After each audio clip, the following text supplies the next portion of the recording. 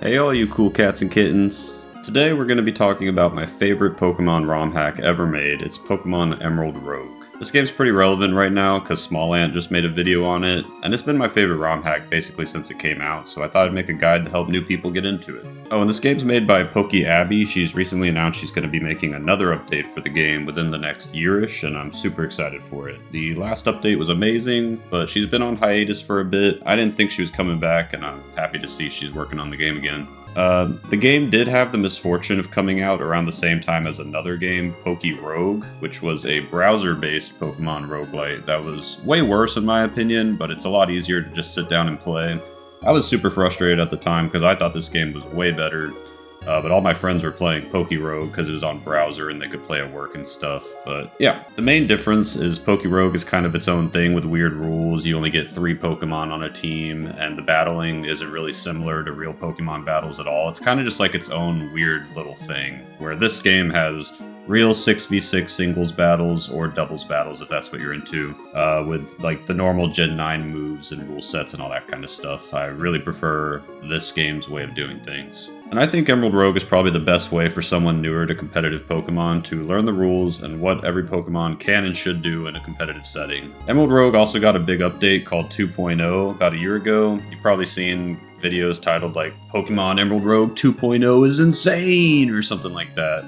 But yeah, it just added a lot, made the hub world a lot more interesting, and added all of the Pokemon from Gen 9, including the DLCs. So the only things missing now are like the Megas from Pokemon ZA, which honestly I don't even give a shit about. This game's also hard as balls, or it can be if you wanted to, which I think is great. It can also be easier if, that's not your thing. So I'm going to cover how to install the game at the end. For now, let's just talk about what the game is and how to play it. Alright, so when you start, you'll have to pick a initial difficulty setting. You can change it later, so don't worry. I recommend average. I think it's perfect for majority of people. Definitely check out the edit difficulty tab. It has a ton of settings that you might want to change. I like to turn on diverse trainers. Just leave trainers on average. This just means like how many trainers and how strong they'll be. I think average is fine. But diverse trainers I would enable. Basically, it does what it says. Trainers can have a wider type of specialties. So instead of Brock just having rock type Pokemon,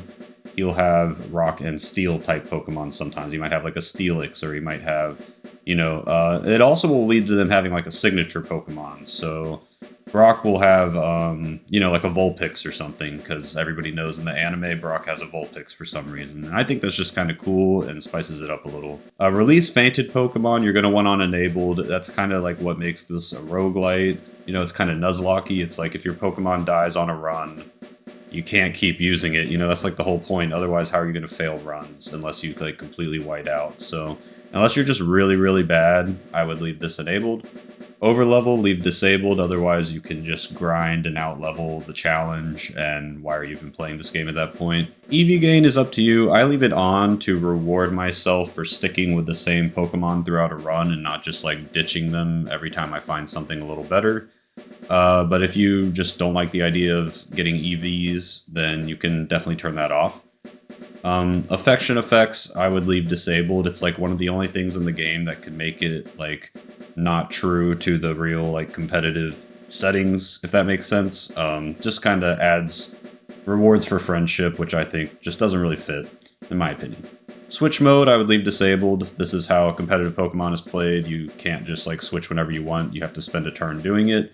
If you enable this, then it makes the game way, way, way easier. And fresh start, I would leave disabled. It's a roguelite, so you want to be making progress in your hub world in between runs. If you enable fresh start, you won't be doing so, and so that doesn't make much sense to me. So these are the settings I would do for your run, but do what you want. It's your game. Under the adventure tab, you can choose the battle format. I'm a singles guy. If you only like doubles, you can set this to doubles. Visible wild Pokemon, I would leave on. It's implemented really well, and you don't have to like check the grass to try and get your encounter. You can just see them in the overworld and run into them. And experience all, I would leave on. It just means less grinding. There is a level cap already built in, so you don't need to worry about leveling guys too high. This will just make you have to grind less in between battles. Okay, then you can just save and exit. And when you begin your adventure, they're going to ask you if you want to start on modern or classic mode. This is not going to affect like your whole game. This is just for like your first run. Modern mode means there will be like 400 Pokemon selected from all 9 generations that will be in the pool for you to find. And classic mode, there will be about the same amount of Pokemon just selected from the first 3 generations for you to find. So it's kind of just what you want for your first run until you get your first win. Would you like just Pokemon from the first 3 gens with classic? Or would you like Pokemon from all 9 gens to pop up? So just pick whatever you prefer. Eventually you will be able to have runs featuring every Pokemon ever made or limit it down to just 1 gen, so just pick whatever you prefer. Yeah. Alright, so here you'll just make your character. Just make your character. You can change what they look like later, but you can't change your name later, so just keep that in mind. Choose the name of your village. Alright, and then they just give you a little tutorial here and send you on your way. I'm going to switch to my main save now to continue my guide. Okay, so we're in my hub world now, and this section is where you go to begin your adventure. We'll start one later, but just know, you talk to this green-haired lady, she will give you the option to start a run. If you've never beaten a run, your goal is to just beat your first run. And if you have beaten a run or two, you'll probably be wanting to complete a quest or a challenge or something to unlock more stuff. So if we just go to our inventory, this is probably the most important item in the game. We go to key items and we find our quest book. And our quest book will show us how much of the main quest we've completed, how many challenges we've completed, mastery, all that kind of stuff. So we look at main to do, we see one last quest, complete all other main quests, so that's like kind of the one for beating all of these. Type Master is to beat any of the Type Master challenges. You see, there's just like different ways of doing your runs that you will get rewards for, and that's kind of the gameplay loop, is trying to beat all the quests and challenges and masteries. This is the current goal I'm going for. Last time I beat Kanto style, now I'm trying to beat Johto style. So win a full standard run with the Pokédex set to any Johto variant and only Johto trainers enabled. So I have it set to Heart Gold Soul Silver mode. It looks like my rewards will be some money, a shiny Sneasel, and something to do with Spinarak. I'm not sure what exactly that is. But yeah, to me this is the most fun part of the game. There's so many quests with different parameters, and they'll really force you to use Pokemon you normally wouldn't. It's just a great way to learn Pokemon. So yeah, you talk to the green-haired lady here to begin an adventure.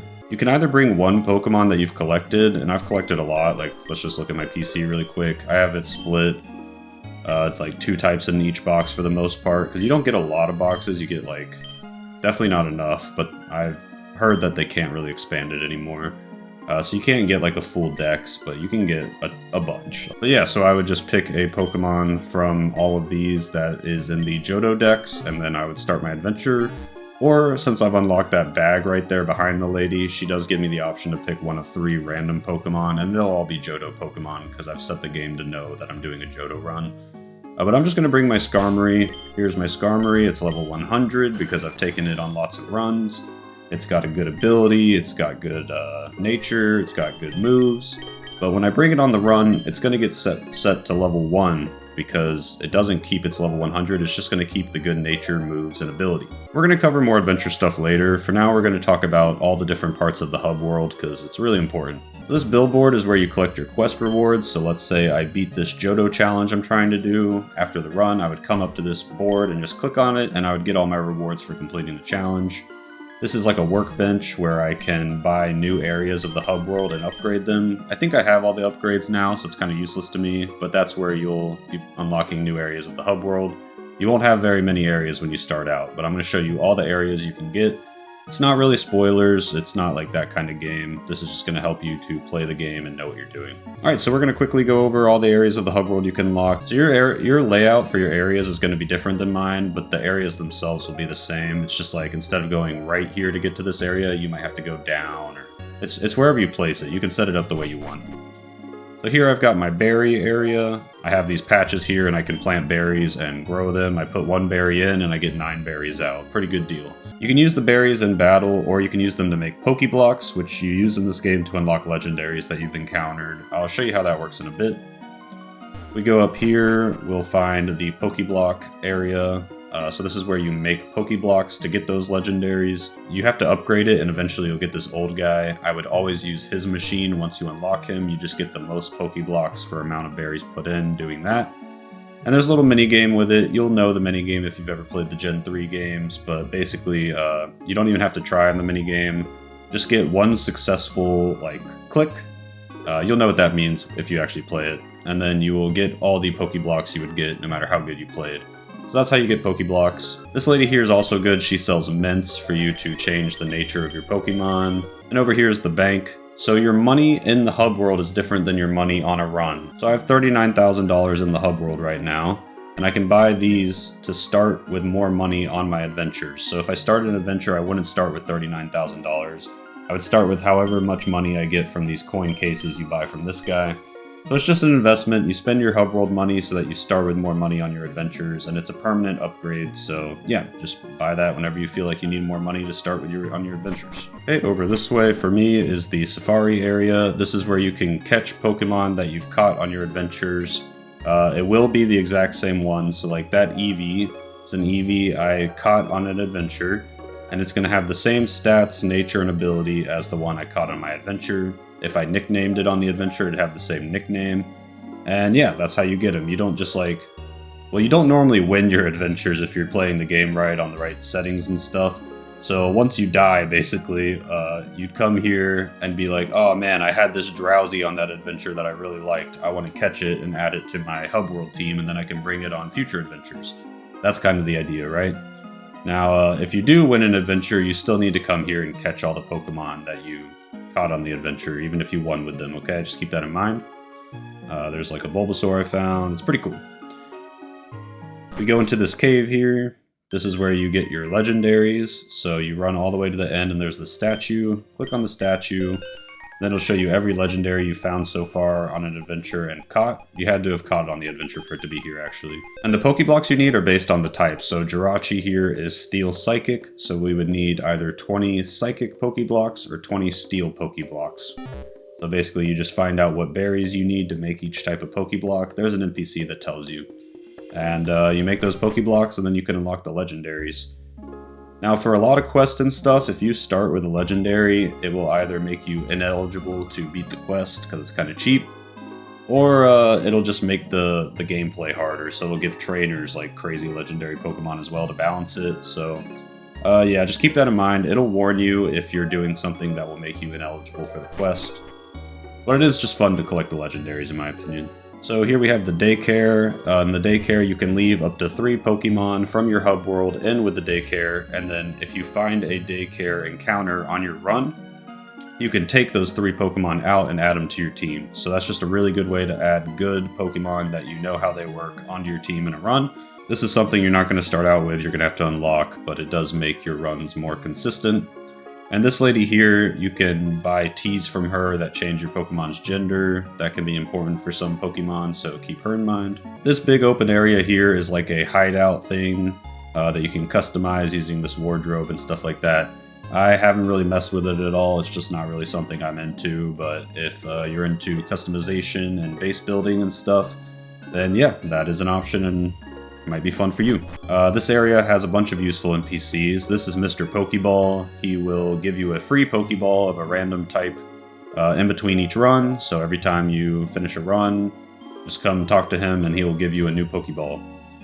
This lady will increase your bag size. You give her some money and she gives you 10 more slots for your bag. This is the Move Tutor. He'll teach you any Move Tutor move in the game, and this is the Move Deleter. You don't really need the Move Deleter because the Move Tutor will just override any move. This guy's useful in the beginning for talking about construction stuff for building your hub. So let me just quickly explain how items work in respect to like the hub world versus on runs. So a good way to think of it is with mints. Mints are items you use to change a Pokemon's nature. So let's say I got an adamant mint, and for whatever reason I wanted to make Skarmory here adamant. Let's say I had 1 mint. What I would want to do is I'd want to save it, not use it in the overworld, and then once the run starts, I'd use it then. Because then when we get back from the run, I'd still have my mint, because I went into the run with the mint. Okay, does that make sense? If I used the mint on Skarmory here in the overworld, I would have used it up, and I wouldn't have that mint anymore. So, the only time you want to use items on your Pokemon is if you have like disposable money, and you know, I'm going to use this Skarmory all the time, I love Skarmory, I'm going to trick him out with great, you know, abilities and natures and all that kind of jazz. And I don't care that I'm losing the items because I just want the convenience of having the Skarmory always have that stuff. Okay, so that's kind of how you want to think about it. The one exception is TMs. TMs in this game are, you know, If you buy an Earthquake TM, it's really expensive, but you'll have Earthquake forever. You can just teach Earthquake to any Pokemon and you'll always have the TM. So that's kind of the one exception. Alright, this big building is like the big quest building. There's a few important things here. So if we go past this guy, this is the gimmick room. This has, this is the Mega Stone, the Z Stone, for Z moves, Gigantamax, Terra, all that kind of stuff is all in here. And this is where you turn it on or off for your runs. I normally just play with the Mega Stone because I like Megas, but I actually have it turned off for now because it does make the Johto challenge run I'm trying to do way harder. It's just not going to be a good time if I run into a Mega Gengar. I'd rather fight a normal Gengar. So I have all the gimmicks turned off right now, but this is where you do that. Over here to the left is the Curse and the blessing lady or whatever. So these ladies basically just give you like a blessing, like a buff or a curse for your runs. They kind of disable quests most of the time. It's just like a gameplay change thing if you'd like. Yeah, I don't really ever use them.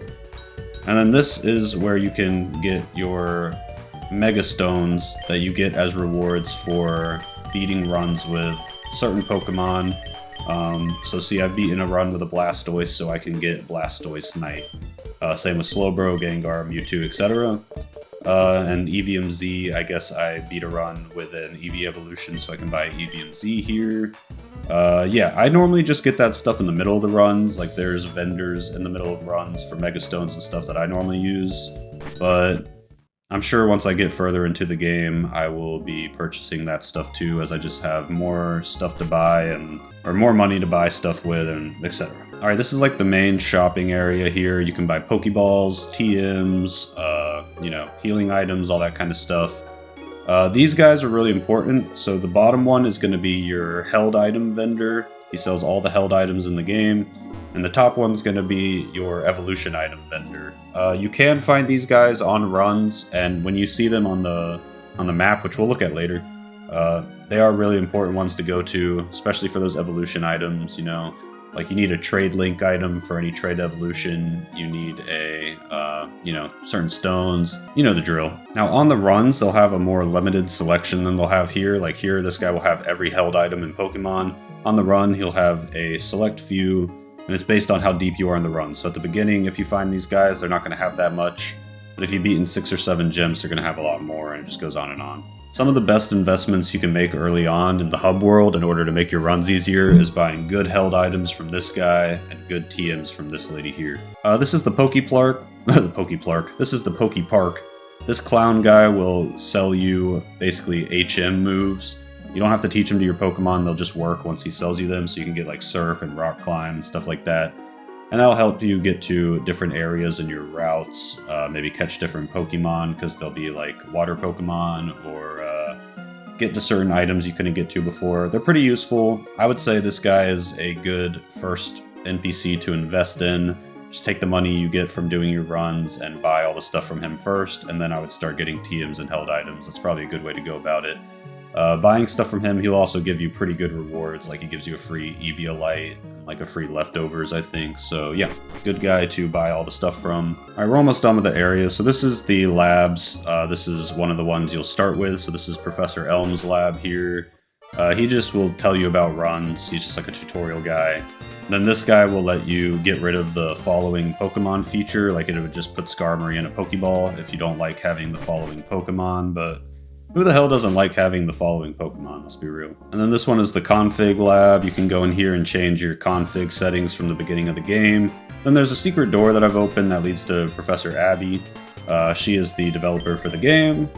She used to be more important for changing a bunch of settings, but those have all been made available in the start menu and the Pokedex, so we don't really need her for that anymore, and now you can kind of just go say what's up to the Poke Abby. Alright, so speaking of the Pokedex, let's check it out, because I think it's the best Pokedex in any ROM hack or Pokemon game. So we can go to the Pokedex for a certain Pokemon from the Pokemon in our party system. So we just hit more on Skarmory here, and then Pokedex. It's awesome.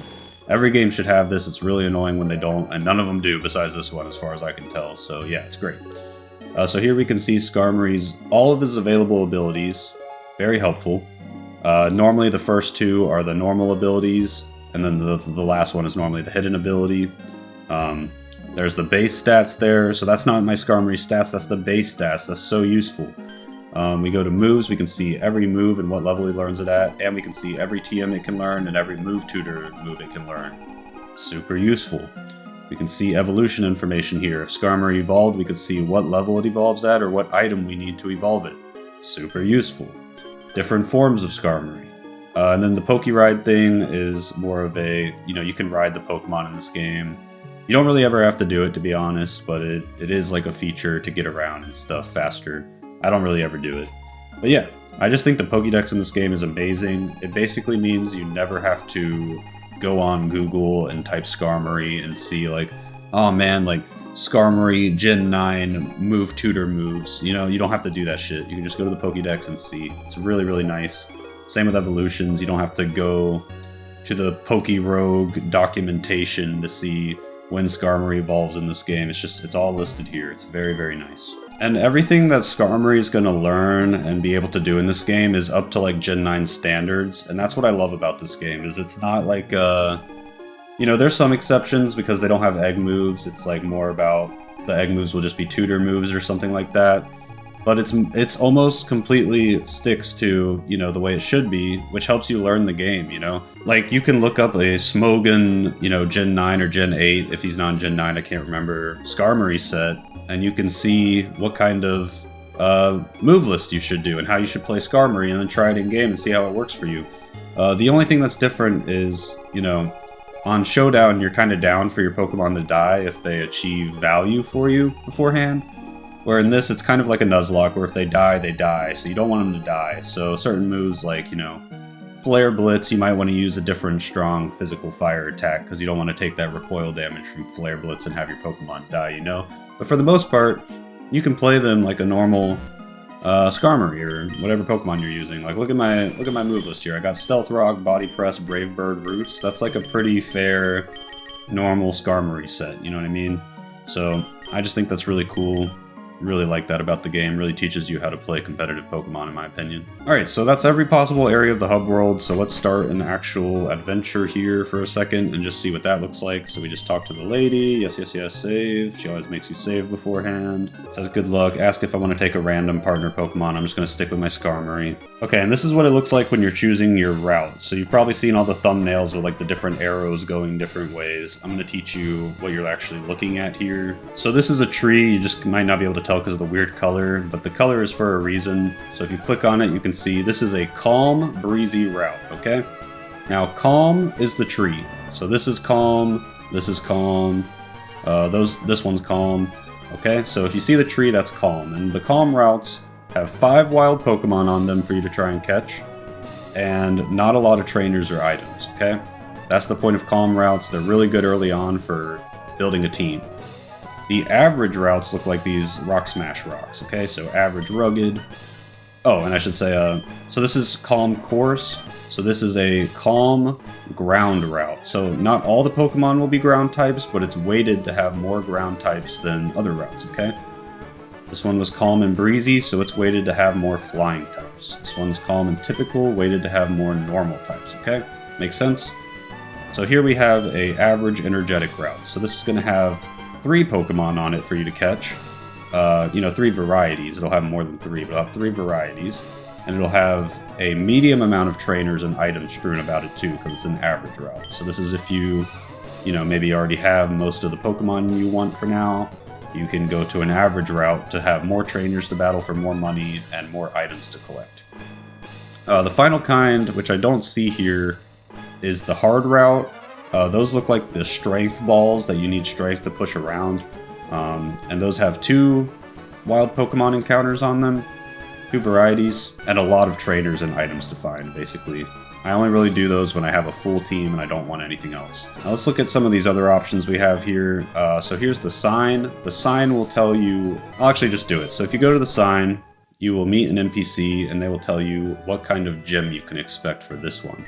So for this first, gym, this lady tells us that it is a bug gym. So that's just free information you have. In most settings for the runs, you're not going to know what kind of gym you're actually heading into. So now I have information that's a bug gym. I'll know, okay, I can start Skarmory in the lead and it'll be pretty good because it's a flying type. It'll probably have a good matchup. You can also pay this lady about 4,000 bucks, and she will just straight up tell you the first Pokemon they're going to use. So if you have extra money, you can get even more information, and that's really helpful, actually. Okay, this is another really useful NPC you can find. This is the catching contest NPC, so I'll show you what that looks like. It always looks like a bug catcher boy, okay? The catching contest is really cool. It's one of my favorites. So he tells you right at the beginning, this is a poison catching contest, which means every Pokemon we're going to see is going to be a poison type. Basically, you can bring one Pokemon out of this catching contest and keep it, and they tend to be pretty good because a lot of them spawn. But another thing you can try and do is right here, he tells you, we're looking for the highest base special defense Pokemon. So if you catch the poison type that pops up with the highest base special defense, he gives you a cash prize and you could still keep it. So it kind of rewards your knowledge, you know, like I can assume, okay, out of these, probably Tentacle's going to have the highest base special defense. You get 3 balls, so I'll catch the Tentacool. And then I'll keep looking and see if anything else pops up. And it just rewards your knowledge. Obviously, if something insane popped up, you know, like a really good poison type, I would just catch that and not even care about the reward. Like here, I'm kind of tempted to grab the Ghastly, because I just really like Gengar. But, yeah. You basically use the catching contest to catch a really good Pokemon and possibly get a cash reward as well. I accidentally backed out there and didn't even take the Gengar, but it's fine. This is just for a demonstration. There's a Beedrill, it's fully evolved. Maybe it has a higher special defense. I doubt it. Ekans, Grimer. Okay, so whenever you felt like you were done, they would just keep spawning for maybe 5 or 10 more seconds, then it would stop, basically is how it works. We end our contest. He lets us know if we won or not. Okay, I won. Tentacool had the most special defense of anything that popped up, so he's going to give me 5,000 bucks. And I can keep the Tentacool. So that's a really good one. Alright, this green-haired lady is the daycare. I showed you the daycare earlier, so I could go here and get the Pokemon that I left in the daycare for myself earlier. You can also get a full heal at the daycare and buy a few items as well. This is the item shop. This is one of the only places you can find TMs and Pokeballs and stuff like that, so the item shop's another good one. This is my favorite. It's the battle item place. The battle item place, I'll just go here and show you. It has the battle item guys, so this guy's going to have held items, this guy's going to have evolution items. Since it's like the first part of this run, you know, we're not very high level yet, they're not going to have that many items. Like, let's see what he has. Okay, you see, so obviously not every held item, but he's got a decent amount. And then these battle item stops also always have the move tutor and the move deleter. And then this fat guy's sick. This fat guy will look at any Pokemon you have, and he'll tell you what he thinks you should do for the setup, okay? So he looks at my Tentacool, he's like, hey, you got a Tentacool? You should probably give that an Eviolite. Maybe make it calm, give it Hydro Pump, Toxic Spikes, Haze, Rapid Spin. He has sets for most Pokemon, even the not fully evolved ones, and, you know, for newer players, that's really helpful to get an idea of how you should build a guy, if you don't feel like going to smoking all the time and stuff. So I really like that Pokeabby put the fat guy in here. Now my way is blocked off by my rival. Your rival is just selected at the beginning. I think since I'm doing a Johto run, it gave me, you know, the Johto rival. And he's blocking my way. I'll have to beat him to progress past this point. And then after this, I would just go to the gym. The level cap would be 15 because this is the first part, and then once I beat the gym, the level cap would raise to 25.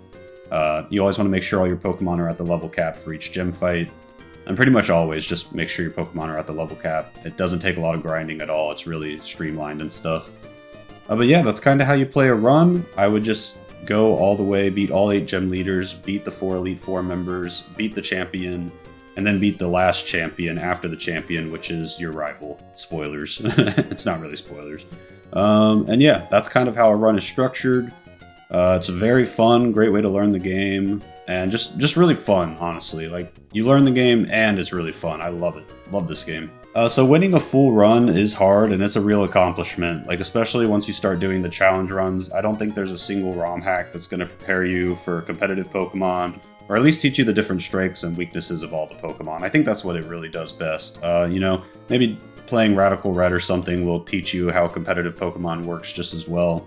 But you're not going to use the same variety of different Pokemon and learn how different ones play as well as if you had played this game, in my opinion. I can't wait to see what Pokeabby comes up with in the next big update. Yeah, now I'm just going to do a quick install guide for you guys, and we'll close out this guide. Okay, so here I am on the Pokemon Emerald Rogue Discord. I will leave a link to it in the description of the video. To get the game, you basically, well, there's a tutorial here, but I'll walk you through it really quick. So you're going to need an emulator first. I recommend either MGBA or RetroArch. I use RetroArch because it plays friendlier with my controller, but MGBA works good too. RetroArch just uses MGBA on its, like, I don't know, platform or engine or whatever RetroArch really is. It just uses MGBA, I'm pretty sure, so they're kind of one and the same. Now they have a video version of a tutorial that you can use here under the FAQ tab at the very top. If you find mine to be too shitty, you can use that. But basically what you need to do is get an unmodified version of the Pokemon Emerald ROM. I cannot help you do that, you just need to figure it out yourself. You can do it, big boy, it's not too hard. And then you just apply a patch that's given here using the patching tool on the internet, which is great. So here is the patching tool. This is the one I always use for ROM hacks. So what you would do is you would just put the ROM file that you downloaded here, and then the patch file, which you got from the Discord. Where's the patch file? Okay, the patch file is in the patch notes tab of the Discord. There's a lot of information on what the latest patch did, so I have to scroll up. Okay, here's the patch right here. So scroll up until you see a blue link. First blue link will be the patch. You'll download that, and that's what you'll put in this tab here, okay? And then you would just apply patch, and then you will download, your browser will automatically download the new game, and that'll be your Pokemon Emerald Rogue. Then you would just, put that downloaded Emerald Rogue somewhere where you'll remember where it is, and launch it with either MGBA or RetroArch, and then you can play the game. Simple as. Alright, y'all, and I hope that guide was helpful for you. I hope I got some of you Pokemon gamers into my favorite Pokemon game, and some of you Morrowind gamers to try a Pokemon game. I think it's the best one for learning all the different Pokemon movesets and how to play them and stuff. And I think it's just a lot of fun too. Like and subscribe if this video was helpful for you. I also make Morrowind content. I make a lot of shit, honestly. Just like and subscribe, will you? Alright, peace.